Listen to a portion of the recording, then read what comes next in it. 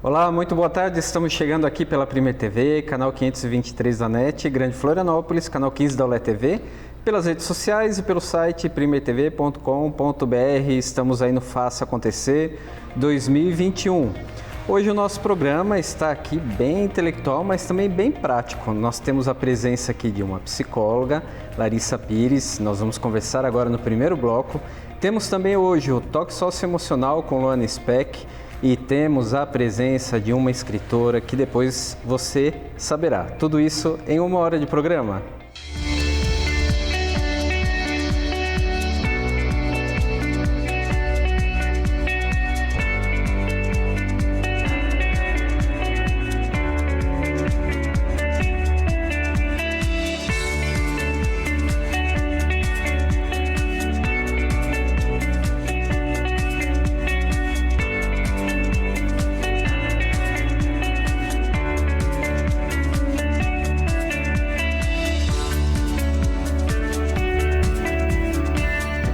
Muito bem, programa Faça Acontecer, estamos aí no último programa agora do mês de fevereiro, mês que está chegando ao fim. E antes de conversar aqui com a nossa primeira convidada, eu quero agradecer aí a Alta Tensão Multimarcas. Hoje eu não estou vestindo porque eu não tive tempo de passar lá, mas fica aí um grande abraço, eles que estão sempre colaborando conosco. Quero agradecer também ao nosso fotógrafo, Ricardo Henrique, que está sempre aqui presente. E também agradecer o Danilo Lopes, porque ele nos aprontou uma aqui que está uma delícia. Então, os nossos convidados hoje irão provar essa delícia que está aqui à mesa, que é um brownie muito especial. E aí, no final do programa, cada convidado vai provar um pouquinho dessa deliciosa maravilha, gostosura que o Danilo sempre prepara aqui para o nosso programa. Danilo, fica um grande abraço. E agora sim eu vou conversar com ela, nossa psicóloga hoje aqui no programa, Larissa Pires. Larissa, seja muito bem-vinda. André, obrigada pelo convite. É um prazer e uma honra estar aqui do teu lado. Prazer é nosso também, especialmente porque nós vamos falar sobre um tema bem importante nas últimas semanas. O que tem acontecido, que tem sido aí o alvo de muitas pessoas, retorno às aulas, tanto das escolas particulares como também da rede pública.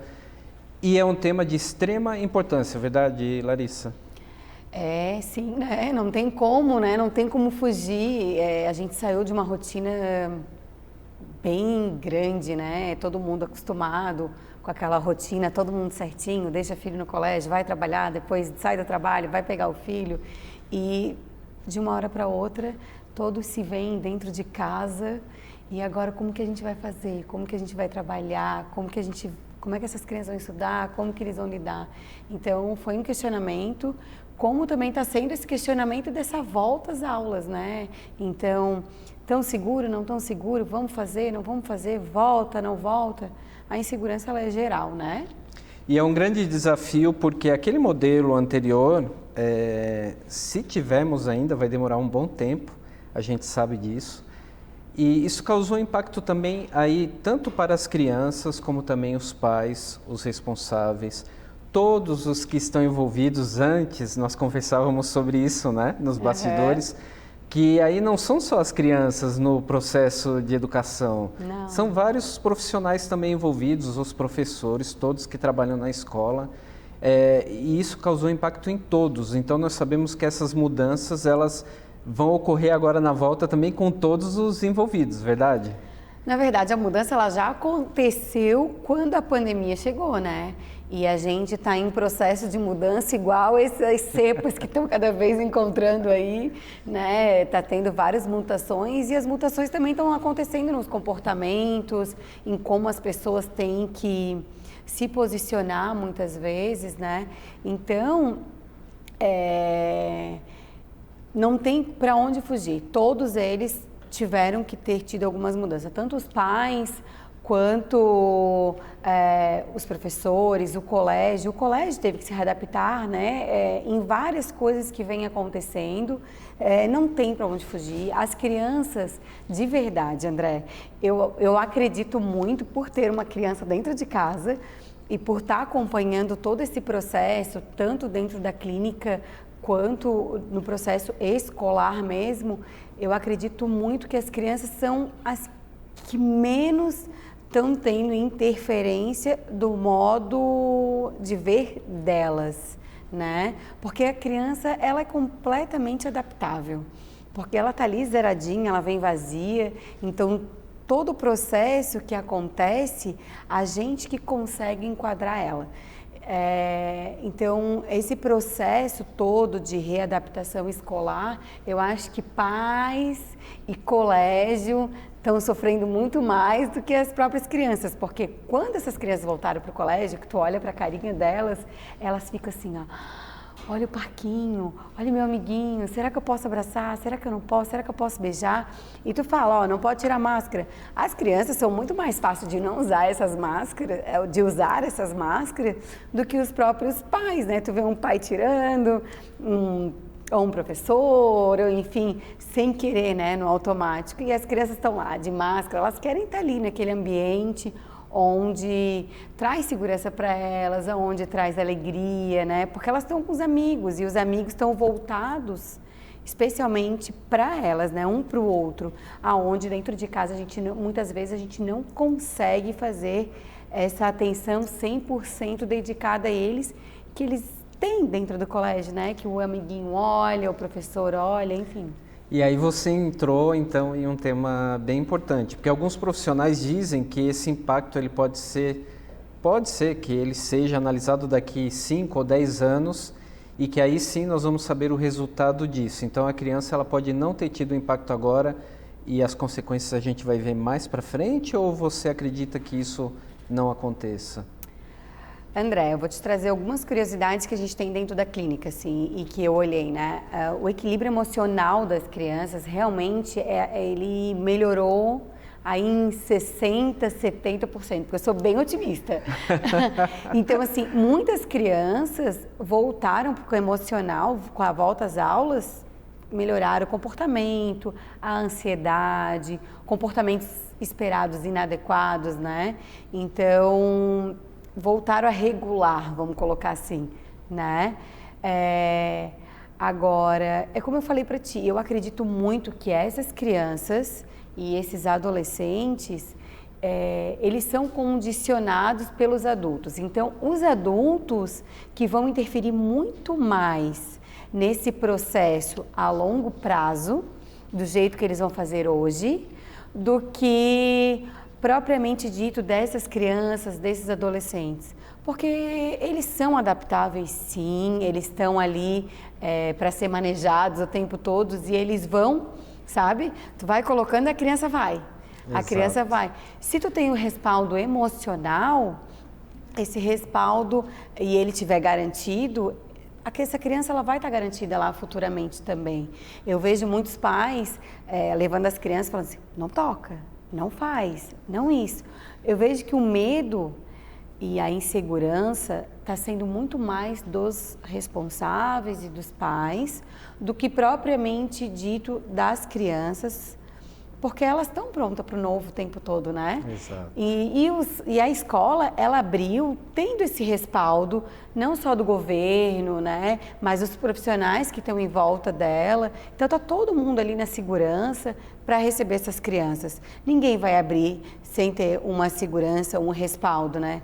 Lógico que a gente tem uma vulnerabilidade aí, só de estar na rua a gente já está sendo vulnerável, né? Mas eu acredito que a escola, sim, ela abriu com segurança, as crianças estão voltando para um equilíbrio emocional gigantesco e eu acho que os pais e responsáveis que vão trazer aí esse resquício a longo prazo. Exato. E aí, sobre o emocional, nós temos o nosso quadro Toque Socioemocional com Luana Speck hoje. Nós vamos também tocar aí sobre esse tema. Por isso é importante que você tenha comentado também. A Lu é uma fofa, adoro. Já se conhecem, né? Sim. Larissa, e os seus atendimentos na região da Grande Florianópolis, isso? Isso, eu atendo segunda-feira domiciliar, nas terças eu faço online, na quarta eu atendo no centro de Florianópolis, na quinta-feira no meu consultório em Barreiros e atendo sexta-feira também no Cobração. Ou seja, uma peregrinação aí pela Grande Florianópolis. Dá para atender uma grande demanda. Como tem sido agora essas novas modalidades, esse atendimento domiciliar, que por aí já acontecia, né, ou não, o atendimento em consultório, mas também o atendimento agora de modo remoto, online. Como tem sido essa experiência? Então, o atendimento domiciliar, a gente só atende realmente uma pessoa que não tem condição nenhuma emocional de estar saindo dentro da sua residência, do seu espaço, né? Então, geralmente eu atendo pessoas domiciliar, atendo pessoas geralmente enlutadas, pessoas que têm algum problema motor, né? Então, que não consegue realmente sair da sua residência e que precisam desse tete-a-tete. Né? Porque senão a gente vai sim para o online, como a gente conversou também, de forma remota, que aumentou muito com a pandemia, né? Então a gente, como eu te falei, a gente se readapta, né? O ser humano está aí para isso, né? A gente vai se readequando a cada momento, a cada espaço, enfim.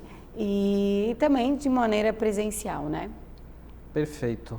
E agora, bem rapidinho, eu sei aí, porque nós conversamos antes, você está lançando um curso agora, é isso? Estamos lançando um curso justamente para os pais, porque o que acontece? Eu recebo uma demanda de criança, de pai assim, eu não consigo mais dar conta do comportamento do meu filho, eu não sei mais o que fazer com ele. Enfim, é uma demanda grande dos pais. Como se a gente fosse uma mágica, assim, né? De a gente fosse fazer uma mágicazinha. Então, toda vez que a gente for trabalhar com criança, a gente trabalha com a criança e trabalha com os pais. Não tem como trabalhar as crianças dentro do consultório sem estar trabalhando com os pais junto, né? Porque é o ambiente onde essa criança vive, é o ambiente onde é preciso ter uma interação dos pais também para eles entenderem o que está acontecendo. Então, o meu curso, ele vai ter 5 encontros, né? Uma vez por mês. O primeiro agora é dia 6 de março e a gente vai estar falando sobre como entender e se conectar com essas crianças, porque é importante que o pai entenda dessa personalidade dele, para entender a personalidade do filho, para que aconteça a conexão e criar vínculos. Então, Pais Criando Vínculos é o meu curso, que vai ter aí duração, no primeiro momento, de 5 encontros, tanto presencial quanto online vai acontecer também, mas de maneira ao vivo. Isso que é bacana. Você falou sobre conexão, agora bem rapidinho, porque está terminando o nosso tempo. Tá. Essa conexão, ela aconteceu de modo mais frequente ou profundo agora durante esse tempo de isolamento social que tivemos? Sim, tanto que aproximou alguns pais, né? Porque essas crianças, eles precisaram olhar mais para essas crianças, né? Eles tiveram mais tempo, então por isso que muitas vezes esses pais, eles não conseguiam nem entender o comportamento dessas crianças, porque eles não lidavam muito tempo com elas, né? Exato. Muitos pais, pela necessidade, deixavam os filhos às 8 horas da manhã no colégio e iam buscar às 6 horas da tarde. Então, não tiveram para onde correr. Essa conexão, ela existiu sim, e esse curso vai existir justamente para isso, para essa aproximação. Perfeito. Uma mensagem, então, ao nosso telespectador que está em casa, uma mensagem de positividade agora para 2021. Gente, acreditem sempre que tudo pode acontecer para o melhor. Não levem as coisas para o negativo. Até um tropeção, ele te leva para frente. Então, acredite que a gente possa sempre alcançar novos voos, que a gente possa acreditar sempre que existem pessoas melhores. Então, acredite em você. Se permita. Maravilha. Larissa, gratidão pela sua presença aqui no programa. Eu que agradeço, obrigada. E já fica o convite para que você venha mais vezes. Opa, obrigada, venho sim. Com essa linda mensagem, então, nos despedimos agora do primeiro bloco. Já voltaremos aí na sequência com Luana Speck.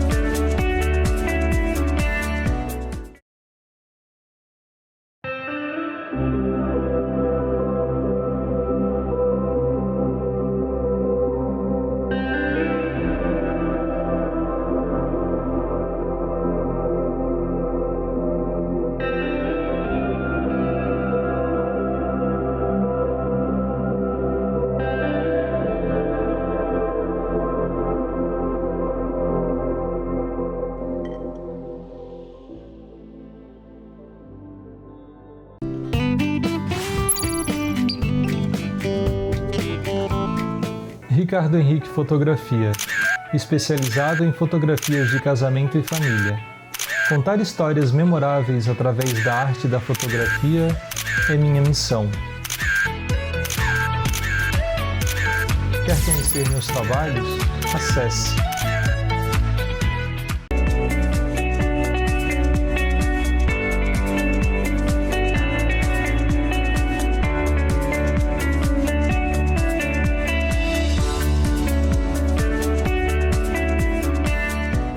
Já estamos de volta aqui no programa Faça Acontecer. E aí, está acompanhando o nosso programa? Em que lugar? Pela TV, pelas redes sociais? Por onde? Pelo site? Se for pelas redes sociais, dá uma luzinha aí e fala, estou aqui, e a gente vai aí abrindo mais canais de comunicação também. Dá aquela curtida também, convida mais pessoas para assistir o programa Faça Acontecer. E agora então nós vamos àquele quadro tão esperado do mês, que é o Toque Socioemocional com Luana Speck.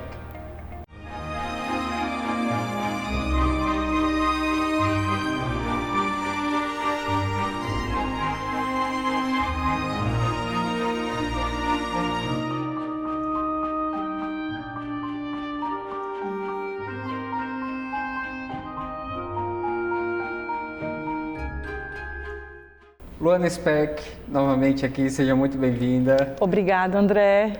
E hoje, o socioemocional ele vai ser muito importante, porque aqui no primeiro bloco nós tivemos a presença da psicóloga Larissa, que você conhece também. Sim, claro. Nós conversamos um pouquinho sobre esse retorno às aulas, que já vem ocorrendo há algumas semanas. E nós vamos falar hoje sobre planejamento, é isso? Isso, produtividade, planejamento. Excelente. Algo que a gente percebe que é tão importante para esse início de ano, não só das aulas, né? Nós temos sempre o costume de dizer que o ano começa depois do carnaval.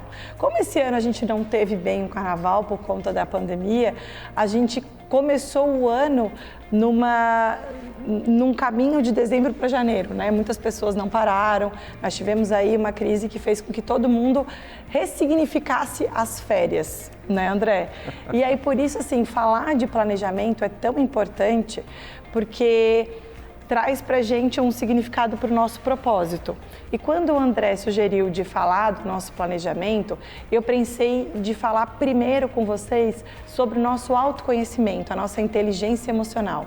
Porque nada de adianta eu ter um planejamento lindo lá pendurado ou escrito se eu não reconheço e se não conheço as minhas habilidades emocionais, as minhas habilidades sociais, né? Isso é muito importante. Então, por isso eu queria falar primeiro com vocês sobre isso, sobre a nossa inteligência emocional. Vocês já pararam para pensar que a nossa inteligência emocional são as habilidades que nós possuímos de reconhecer, de sentir, de se conectar com as nossas emoções, e não só as nossas, mas também dos outros, né? E aí é interessante a gente também entender, Luana, mas eu já sou idoso, eu já sou adulto, eu já sou adolescente. Nada disso, é uma habilidade treinável, ou seja, todos nós, independente da fase de vida que nós estejamos, nós podemos aprender a ter a inteligência emocional. E aí, por isso, eu queria contar para vocês um pouquinho sobre o pai da inteligência emocional, que é o Daniel Goleman. Ele, em 1996, ele publicou um livro e falou dessa tal inteligência emocional. Foi muito bem aceito pelo público, porém os cientistas criticaram muito ele, porque falaram assim, o nosso cérebro é racional, ele não tem a circuitaria cerebral adaptada para dizer que o emocional atrapalharia ou não o meu racional. E aí ele escreveu um novo livro com novas perspectivas, e aí com isso ele conseguiu comprovar que as nossas circuitarias cerebrais são totalmente ligadas. Então, ou seja, o nosso cérebro é racional e emocional. E nossas aprendizagens, elas também vêm com os nossos movimentos das habilidades emocionais, né? Então precisamos prestar atenção, porque quanto mais habilidade emocional, inteligência emocional eu procurar ter, mais foco, criatividade, mais colaboração com o meio, a minha comunicação fica diferente, enfim, tudo muda com a inteligência emocional, né, André? E Luana, eu não sei se vou sair um pouco do seu tema, mas você comentou algo aí sobre propósito. E tem muita gente que fala, como que eu vou descobrir o meu propósito de vida? Legal, André, te perguntar isso. Isso é legal a gente voltar na inteligência emocional. Olha como está tudo ligado, André. O Daniel coloca 5 tópicos que nós precisamos ter. 3 são ligados com o meu eu e 2 com o nós, né? O ligado com o eu tem a ver com propósito. Então, eu vou fazer uma passadinha rápida, que é o autoconhecimento, que é o se conhecer, entender quais são as suas habilidades emocionais, perceber suas emoções, entender quem sou eu, onde estou, por que estou, né? Qual é o meu status, o porquê que eu estou fazendo isso, por que eu faço isso.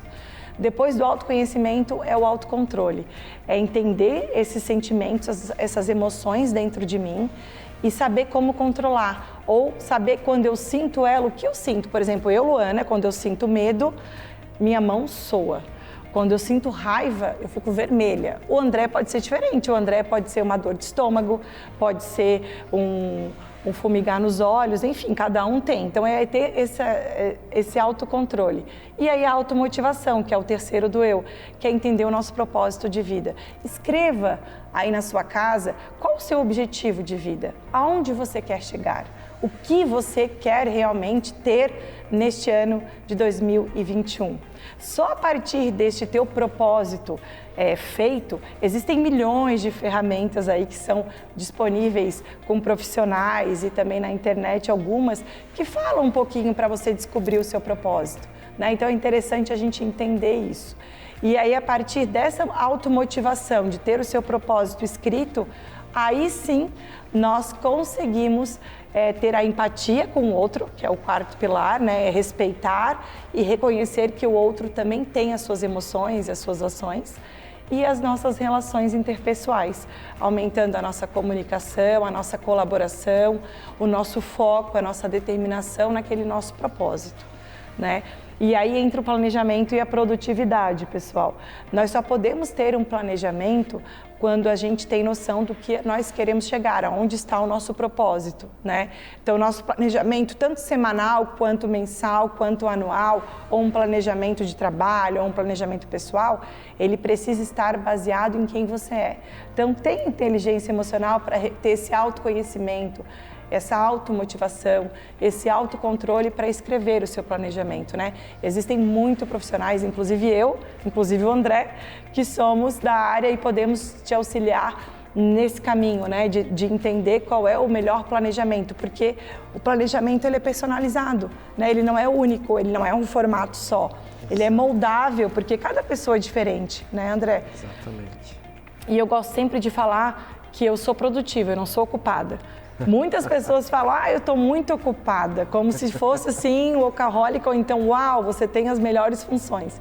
Eu gosto de ser produtiva, tanto que faz 2 anos que eu trabalho meio período e eu consigo me sentir super bem com isso. Antes eu me sentia folgada, não sei explicar, mas depois eu comecei a perceber que eu conseguia ser produtiva e poder ter tempo com os meus pequenos, com a minha família no período da manhã, era o que eu queria. E aí a gente vai galgando o que a gente quer, com planejamento, com propósito, com ação, com determinação, sabendo por quê, né? Então existe uma diferença. Então escrevam primeiro o propósito para depois entender o seu planejamento e saber de produtividade.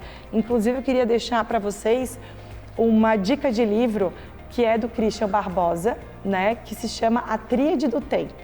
Né? A Tríade do Tempo, ele é realmente um livro bem importante que o Christian Barbosa escreveu para...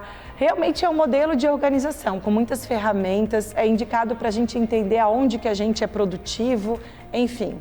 É bem interessante, André. Eu já li também já faz leu? Um tempinho. E aí, gostou? Muito, conseguiu muito, entender o porquê que a gente é produtivo e não ocupado? Consegui. Mas as pessoas sempre perguntam, né? Ou afirmam, aliás, né? Não perguntam.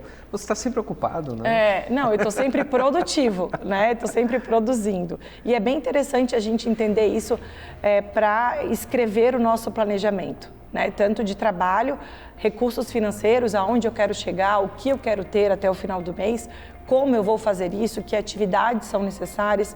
Então, tudo isso é bem importante. E na assessoria educacional, a gente faz isso, a gente analisa o perfil do cliente, a gente percebe como ele melhor aprende, como esse planejamento precisa ser realmente escrito, que vai fazer diferença, porque não adianta a gente se apegar também a padrões, né, André? Aqueles padrões lindos de planners semanais, mensais e escrever, se você realmente não entende o porquê de estar fazendo aquilo, né? Então, pode ser que o meu seja em bloco de notas, pode ser que o teu pode ser no rabisco, às vezes numa folha de papel, enfim. O celular. Celular, cada um tem o seu modelo, então por isso que é legal a gente primeiro analisar o perfil do cliente. Bacana. Resumindo tudo que você disse anteriormente, é sair do piloto automático também, né? Puxa, precisamos, né? Acho que a gente aprendeu isso na pandemia, né, pessoal? A gente aprendeu que o piloto automático nada de adianta para o nosso autoconhecimento. A gente começou a sentir melhor as nossas ações, nossas reações, o nosso medo, os nossos anseios. E aí controlar essas emoções faz parte da nossa inteligência emocional para sair do piloto automático e aproveitar melhor a vida. Porque eu acredito que tanto eu quanto você queremos aproveitar melhor os momentos e não ficar ali por ficar, né, nos ambientes. Maravilha, Luana. Próximo mês temos de novo Toque Socioemocional? Temos, né? Que bom. Já sabe o tema? Não, ó, e aceitamos dicas, né, André? Aceitamos dicas. Aceitamos dicas. Escrevam ali nos comentários, quem quiser algum tema durante esse ano, fiquem à vontade que a gente se adapta. Perfeito, então. Nos encontramos aí em março. Nos encontramos. Até mais.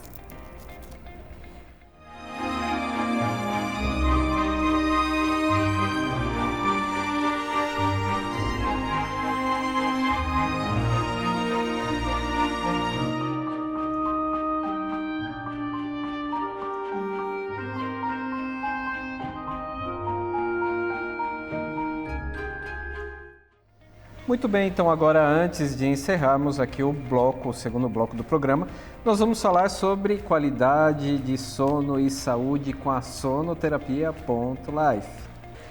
Você tem problemas para dormir? Acorda cansado e com dores? Nós da Sonoterapia temos a solução. Nossas tecnologias trazem um sono reparador, saúde e qualidade de vida. Entre em contato pelo WhatsApp 999-520247 DDD 48 e faça um orçamento. Temos o melhor custo-benefício. É isso aí, Sonoterapia.life. Qualidade de sono é qualidade de vida. Nós vamos ao rápido intervalo e na volta temos aí mais Faça Acontecer.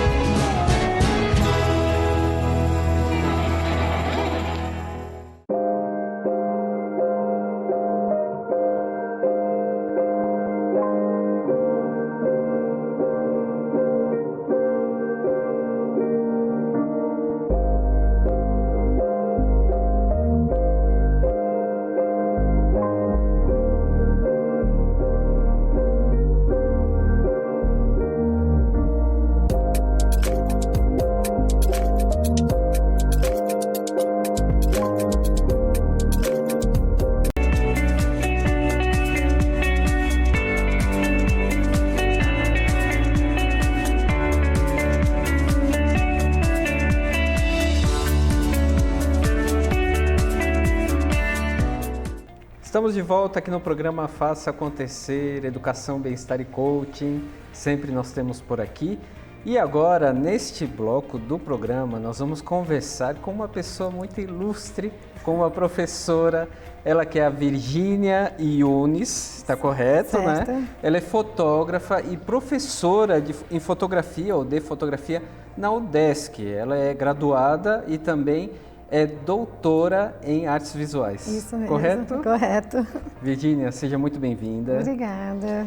E, na verdade, o convite para que você viesse ao nosso programa é para que possamos conversar sobre isso que você tem aí em suas mãos. Tá certo. Conta sobre esse bebê, né? Esse bebê, não sei para quem que eu mostro. Ali mesmo. Ah, legal. Então, esse é um livro que foi lançado agora em dezembro.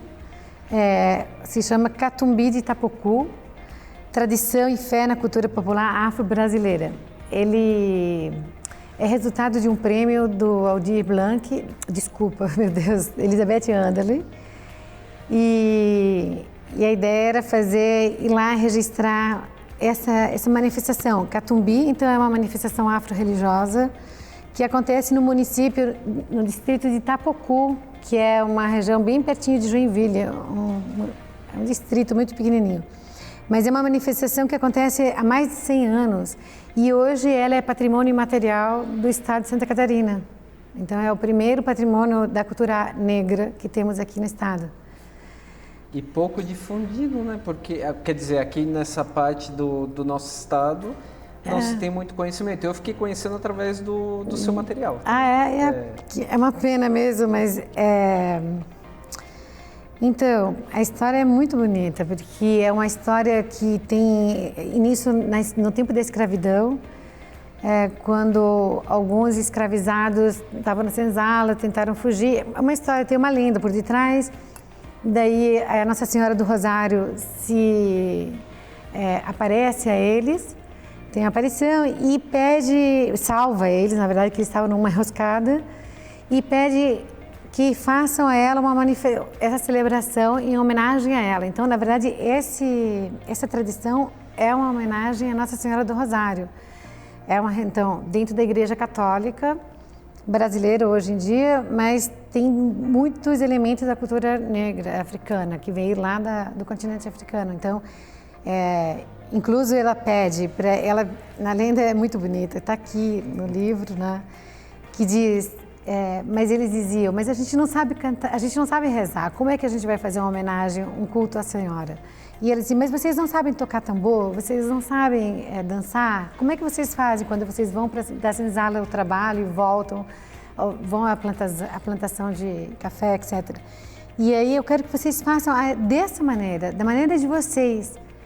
Então, e desde lá até agora, essa manifestação todo ano acontece, mas acontece nos dias de Natal. Dia 25? Porque, na verdade, acontecia dia 26 de dezembro. O dia da Nossa Senhora do Rosário é dia 8 de outubro, desculpa. Mas, no tempo da escravidão, os escravizados só tinham folga nas festas natalinas. Então, os patrões autorizaram a eles fazerem essa celebração dentro da igreja, desde que fosse um dia depois do Natal, ou seja, depois do Natal dos brancos, então seria no dia 26. E por isso que até hoje é conhecido o Natal dos negros, dos pretos. Olha. Então eles chamam. E se manteve nessa data até poucos anos atrás, e depois hoje eles fazem no dia 25, por causa que tem muita gente que não mora no município e aproveitando o feriado do Natal mesmo. E como que foi o processo criativo, Virgínia? Quanto tempo durou? Como que foram feitos os registros? Que são vários, né? Temos várias fotos. Sim. Eu vou confessar a você que eu também não conhecia muito bem. Eu já tinha vagamente ouvido falar, mesmo porque em Florianópolis também tem chama Cacumbi. Inclusive tem uma música do Cacumbi. Isso, já ouvi falar. Que também é uma celebração, a Nossa Senhora do Rosário e São Benedito, muito parecida, só que acontecia no Morro da Caixa. Aqui. E quando abriu o edital, um amigo meu, historiador, que ele sabe, porque há muitos anos eu trabalho e fotografo a cultura afrodescendente e a cultura africana. Eu já morei na África, inclusive. Ele me diz, Virgínia, você precisa ir lá conhecer essa manifestação e fazer um trabalho com eles, porque eles não têm nenhum registro ainda. E daí, depois que eu ganhei esse edital, esse prêmio, eu entrei em contato com o pessoal, falei que iria passar o Natal junto com eles, aí eu fui alguns dias antes, até para poder entrevistar as pessoas, saber o que ia acontecer e me preparar para fotografar. Então eu fiquei lá 10 dias, sei lá quantos dias com eles. A comunidade me acolheu super bem, como se já fosse parte da família, porque inclusive eles se consideram uma grande família. Isso que é uma coisa bonita, essa devoção, faz com que esses integrantes se sintam realmente como pertencentes a uma grande família. Aí depois, durante o ano, eu acabei fazendo todo o processo de edição de imagens, escrever o texto, porque só as imagens, a ideia era fazer um livro de fotografia. Mas como é realmente uma celebração que poucos conhecem, iria ficar muito teria que contextualizar e explicar um pouco mais. Então é por isso que eu incluí alguns textos explicando como é o rito, qual é o significado dos elementos simbólicos que eles usam. Então tudo, as flores na cabeça têm um significado, o tambor tem um significado, as espadas, as roupas, a farda, tudo faz parte de todo um simbolismo, né? E aí para isso eu também consegui ajuda, primeiro do próprio pessoal do grupo, né? O seu Osvaldo, que é uma pessoa que tem 84 anos, que é ele que leva para frente o culto. Então, as entrevistas e depois, durante o ano, milhões de telefonemas, mas aquilo eu não entendi bem, me explica um pouco mais e outras coisas. Então, a gente ia, à medida que eu ia escrevendo, pesquisando, também ele ia me ajudando. Depois teve a ajuda da Cleide Albuquerque, que é uma antropóloga, que já tinha estudado muitos anos atrás essa manifestação e ela realmente foi fantástica, me deu todo o apoio teórico, assim, fundamental. Professor Esdra da Luz Dico, que é o professor de fotografia, que ele me ajudou a selecionar as imagens, porque... Foram muitas. Sim, tinha 4.000 mais ou menos, e aí eu chegar a escolher 100 e poucas fotos, que dificuldade, porque a gente tem um apego afetivo, às vezes, por uma ou outra imagem, que pode ser mais bonita que outra, mas não tem a informação que deveria ter. Então, esse livro não é para ser só imagens bonitas, mas imagens que também mostrem o rito de ordem cronológica, como acontece, porque são 3 dias. Na verdade, eles começam uma novena no dia 16 de dezembro, 9 dias rezando, e depois o culto dura no dia 23, 24 e 25. Ah, perfeito. E depois teve a ajuda de outras pessoas também, olhando, o diagramador, o Ayrton Cruz, que eu faço a maior propaganda dele, porque ele foi ótimo, uma paciência, porque também é isso, como colocar as fotos, o texto, intercalar. Outra, a Cláudia Santos, que me ajudou a corrigir. Então, eu tive colaboração e cada vez mais eu tenho certeza de que qualquer trabalho precisamos um dos outros, né? Precisamos do olhar do outro, né? Para a gente poder realmente fechar bonitinho, que todo mundo entenda, que seja o linguajar também é muito simples, que possa realmente, qualquer pessoa possa ler e se dar conta do que é isso. Imagino o grande desafio, porque é um livro, como você disse, não é só fotográfico, né? Então aí nós temos 2 linguagens, tanto a escrita como também a visual. Então você montar a ordem cronológica, Isso. Imagino que seja um grande desafio, mas de primeira mão, assim, olhando, já dá para ver que é um belíssimo trabalho mesmo. Inclusive o pessoal da Fundação Catarinense de Cultura, quem disse, André, você tem que convidar a Virgínia para ela contar um pouquinho sobre a história, porque realmente é um projeto muito bacana e muito bonito. Sim. Que aconteceu, né? E além desse livro, Virgínia, você também tem outros livros, né? Eu andei pesquisando aí um pouquinho. Eu tenho... Bom, meu primeiro livro é um livro que se chama Cartas entre Marias, uma viagem à Guiné-Bissau. Eu estive na Guiné-Bissau durante 1 ano e meio e eu voltei e eu percebi realmente que não existia muito material sobre a África, e a Lei 10.639, que tornava obrigatório o estudo da cultura africana e indígena na escola. Aí uma amiga minha me motivou, digo, vamos embora escrever um livro para as escolas, para as crianças. Então é um livro infanto-juvenil. Olha que bacana. E é bem bonito, está fazendo bastante. Então esse também foi feito com a Isabel Leite. E depois, no ano retrasado, eu também fiz outro projeto para Elizabeth Anderley, que era sobre as benzedeiras da ilha. Então, benzedeiras e benzedeiros. Daí foi com a Marta Machado, outra colega também. Ela é antropóloga, então ela ficou responsável por toda a parte textual.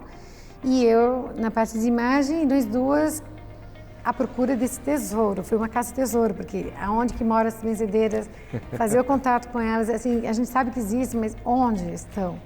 E foi um trabalho incrível, porque a gente encontrou quase 40 benzedeiras e elas têm umas histórias incríveis, o livro é bem bonito. Olha, isso é bacana, e já ficou convite para vir em outra oportunidade para falar só dele. E tem mais um, não tem? Não, e esse, acho que é... São só esses. três. Só isso, suficiente já, né? Porque a gente sabe que dá um trabalhão, mas o resultado final também vale a pena, né? Acho que, na verdade, assim, minha preocupação é sempre valorizar a cultura popular. Realmente, enquanto fotógrafa, eu me identifiquei sempre como fotógrafa documentarista. Ou seja, por muitos anos eu fiz exposições e acho bacana essa experiência também. Mas a exposição eu comecei a perceber que era uma coisa mais efêmera, ou seja, ficava lá 20 dias e depois as pessoas que não conseguiam visitar perdiam, e nem todo mundo tinha as condições de sair de casa naqueles dias para ir lá. E quando eu comecei a fazer esses livros, também me apaixonei, porque eu digo, aqui eu deixo o meu legado. Eu digo, bom, fica para o resto. Ajuda o grupo também, porque até eu queria dar um parênteses. No projeto da Elizabeth era para fazer 300 livros de distribuição gratuita. E eu injetei mais um dinheiro, ou seja, digo, não, vou fazer 1000, ou seja, gastei um pouco mais na gráfica e vou colocar à venda, porque eu sei que quando a gente faz distribuição gratuita, é rápido, 300 pessoas. E aí as pessoas depois ficam querendo, pessoas que até precisam saber, precisam estudar e não tem como adquirir o livro. Então, eu perguntei para a fundação se tudo bem, e eles, sim. Então, agora aproveito para fazer um pouquinho de propaganda e dizer que esse e o das bens, todos os livros estão à venda, né? Isso, é só entrar nos seus contatos que estão aparecendo. Sim, no Instagram, e ali vão conseguir diretamente. Tem alguns locais de venda, tem algumas pessoas que estão vendendo para mim também. Mas ali pelo Facebook eu vi que dá para pedir, sim, né? Porque hoje em dia, muito com a pandemia, acessível. a gente tem que mandar por correio mesmo, porque não tem outra saída, né? Fantástico, então. Mas essa tradição, eu digo a todos que vale muito a pena conhecer. Até mesmo para valorizar a nossa própria cultura aqui de Santa Catarina, né? Como você disse, pouco conhecido, mas também porque não tinha material. Agora temos um livro aí, tem alguns documentários que existem também no YouTube a respeito.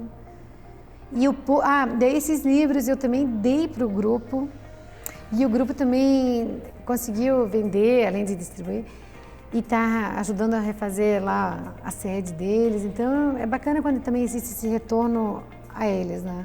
Acho que contar a sua história e também isso está que eles têm esse livro para poder realmente fazer rifas, prêmios, coisas que eles precisam. Que bacana.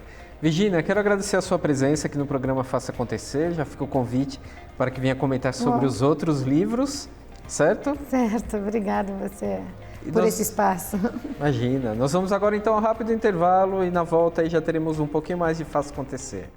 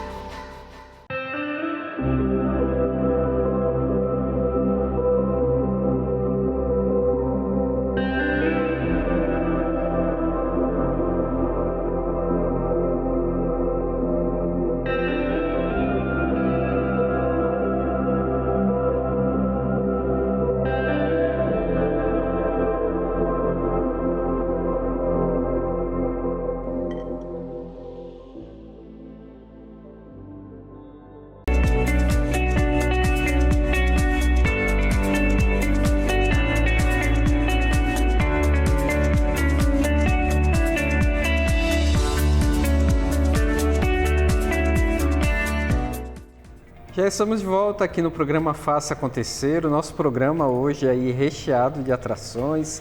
Tivemos aí no primeiro bloco a presença da nossa psicóloga Larissa. Depois tivemos aí também o toque socioemocional com Luana Speck, dando ótimas dicas aí de planejamento para o ano 2021. E por último tivemos aí a nossa escritora, fotógrafa, professora Virginia Yunis, que veio falar aí um pouquinho sobre o seu último lançamento. Quero aproveitar e agradecer a presença sua, também a audiência, você que sempre nos acompanha no programa Faça Acontecer, e relembrar aqui os nossos livros que estão disponíveis aí no programa. São livros escritos por mim e por outros autores também. Então nós temos o livro Escutatória, que são algumas dicas de como escutar mais e melhor. Temos também o Relatos de um Garoto de Luxo, da Prostituição a uma Nova Vida, e o Educação e Terapias em Ação, Técnicas e Relatos de Experiências 2019 e 2020. Esses livros aí que foram escritos também com outros coautores. Quero agradecer as pessoas que têm adquirido, inclusive a semana passada, uma ex-aluna minha aí acabou adquirindo o conjunto de livros, então eu quero agradecer e a todos que têm feito isso e as pessoas que também têm dado feedback, porque é muito gratificante aí para o autor também, quando as pessoas comentam e dizem, olha, eu gostei, ou se não gostou também, mas que possa comentar aí sobre as obras. O Escutatória mesmo é um livro que tem tido aí um grande alcance. Quero agradecer às pessoas que têm lido. Nós já estamos na 3ª edição aí desse pequeno livro de bolso, que também é cheio de conteúdo interessante. Bom, quero lembrar aqui que no próximo mês nós vamos chegar ao programa de número 100 do programa Faça Acontecer. Olha só quanto tempo já estamos aqui no ar, hein? E no mês de abril nós vamos completar 2 anos de programa. Só que no mês de março teremos o programa de número 100 e estamos preparando uma surpresa para você aí em casa. Então vem novidades aí no programa Faça Acontecer. E agora, para encerrar, nós vamos encerrar com parte dessa surpresa. O Rafa Welter, que é cantor e compositor, esteve no nosso programa já, aí no início do mês. E agora nós vamos encerrar com uma música que ele cantou aqui no Faça Acontecer e que tem tudo a ver com o nosso programa também. Então nós nunca podemos deixar aí de ser um sonhador. Então, um forte abraço e na próxima semana nos encontraremos aí novamente. Teremos música também na próxima semana aqui no programa Faça Acontecer. Grande abraço, até a próxima quarta.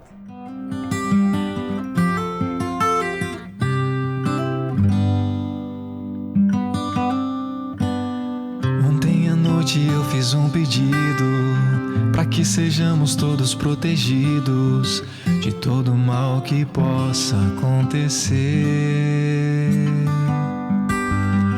Pensei naquele que não tem abrigo, em quem de alguma forma foi ferido.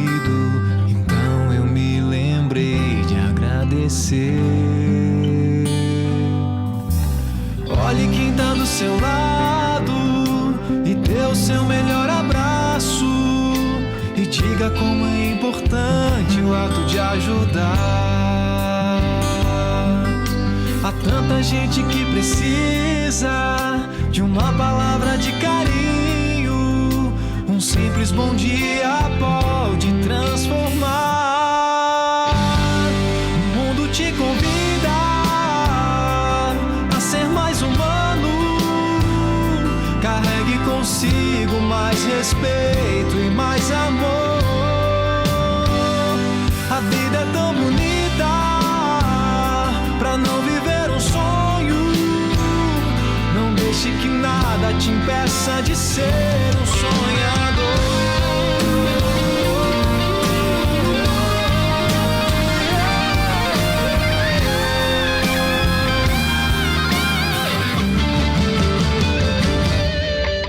Olhe quem tá do seu lado e dê o seu melhor abraço. E diga como é importante o ato de sorrir. Não pense só em você mesmo, sozinho você não é nada. Descubra o real motivo de estar aqui. O mundo te convida a ser mais humano. consigo mais respeito e mais amor. A vida é tão bonita pra não viver um sonho. Não deixe que nada te impeça de ser um sonhador. E toda vez que for buscar o seu caminho, não esqueça que o maior propósito é o amor.